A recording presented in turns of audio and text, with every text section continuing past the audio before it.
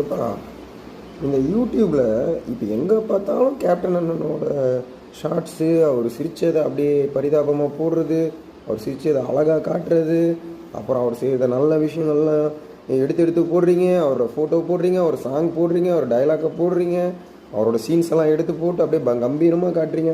டேய் இவ்வளோ நாளாக எதுக்கு பண்ணீங்க? இப்போவும் இதெல்லாம் போட்டால் நிறைய பேர் வியூஸ் வரும், நிறைய லைக்ஸ் வரும்.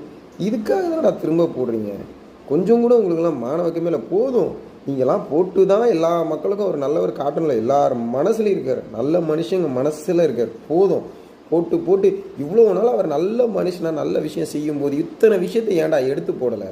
அவர் சிரித்தது, அவர் பத்திரிக்கை முன்னாடி பேசுறதெல்லாம் ட்ரோல் பண்ணி மாற்றி போட்டிங்களாடா, எடிட் பண்ணி மாற்றி போட்டிங்களாடா.